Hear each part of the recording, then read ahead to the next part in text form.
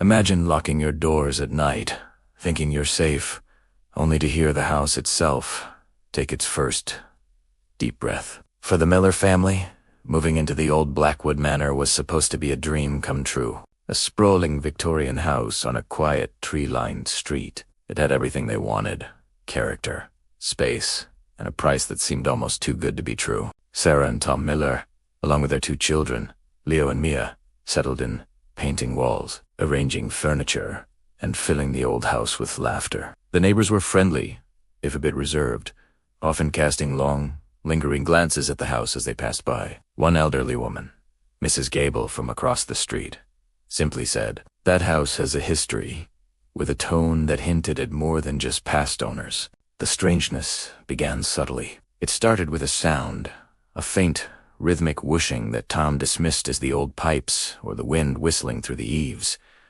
But Sarah heard it too. It was a soft, deep, in-and-out sound, like the slow, steady breathing of a sleeping giant. It only happened after midnight, and by morning, it was always gone. Then came the physical sensations. One night, Leo woke his parents, terrified. He swore his bedroom wall had moved, that it had pressed in on him and then pulled away. Tom, trying to be the rational father, checked the walls, running his hands over the cool plaster. They were solid, unmoving. He reassured Leo it was just a bad dream, a common occurrence in a new, unfamiliar house. But a few nights later, Sarah experienced it herself, lying awake, listening to that no-familiar rhythmic sound. She watched in disbelief as the floral wallpaper in her bedroom seemed to stretch, the pattern distorted, the flowers elongating as if the wall itself was expanding, inhaling a massive, silent breath. She held her own breath, her heart pounding against her ribs. Then, just as slowly, the wall contracted, the wallpaper pattern shrinking back to its normal size. It was impossible, and yet it was happening. The house was breathing. Panic began to set in. Tom, a structural engineer, couldn't find any logical explanation. He checked the foundation, the support beams, the attic, the cellar.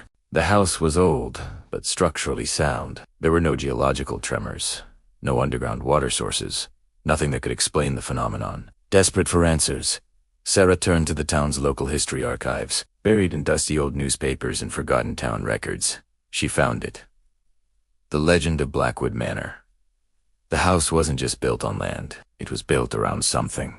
The story went that the original owner, a reclusive naturalist named Alistair Blackwood, had discovered a unique, pulsating geode deep within the earth. Believing it to be a living entity, a sort of heart of the earth, he designed and built his house directly over it, incorporating it into the foundation. He believed that by living in harmony with the earth's rhythm, he could achieve a longer, healthier life. The house wasn't made of wood and stone. It was a shell, a rib cage for a living, breathing heart buried beneath it. The old articles spoke of Blackwood's obsession. He wrote in his journals about the house's nightly respiration, how it would expand and contract with the earth's pulse. He saw it not as a haunting, but as a symbiotic relationship. But after his death, subsequent owners weren't so enlightened. They were terrified. Families fled in the middle of the night, driven mad by the living walls and the constant, rhythmic breathing. The house gained a reputation,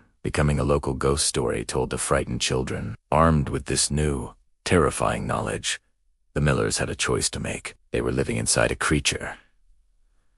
The rhythmic sound wasn't the wind, it was the house's lungs.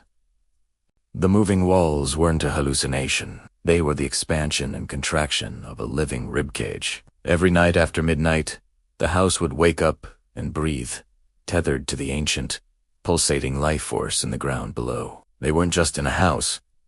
They were in the belly of the beast. Tom wanted to leave immediately, sell the house, cut their losses, and forget this nightmare ever happened. How could you explain to a potential buyer that the walls expand and contract after midnight? But Sarah, strangely, felt a different pull. And so did the kids. Once they understood what was happening, their fear began to morph into a strange kind of wonder. Mia started calling the house breathy. Leo would press his ear against his bedroom wall, trying to sync his own breathing with the deep, slow rhythm of the house. He said it helped him sleep. They discovered the house's rhythm was calming, ancient, and steady.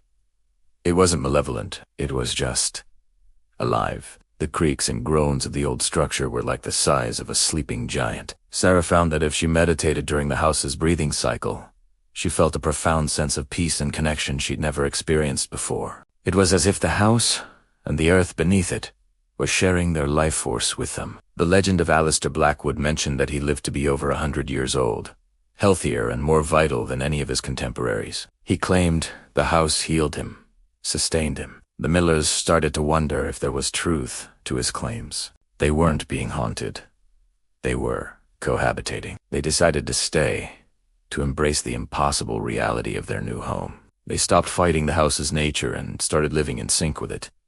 They learned its patterns. The breathing was deepest during a full moon and shallowest during the new moon. Sometimes, on stormy nights, its rhythm would quicken, like a nervous heartbeat. They learned to move with it, to accept the slight warping of the door frames and the gentle sway of the floors. They became part of the house's ecosystem. Their friends thought they were crazy, but the Millers had never felt more alive. They had found not just a house, but a living, breathing sanctuary. They were the keepers of the house that breathes, guardians of the earth's hidden heart. The quiet whispers of the town didn't bother them anymore. They knew the secret, and it wasn't a curse. It was a profound and beautiful mystery they were privileged to be a part of. Every single night, when the clock struck 12 and the walls around them began to inhale. Thanks for watching, and leave a comment below to let us know what you think. Don't forget to like, share, and subscribe, and follow for more folklore and legends.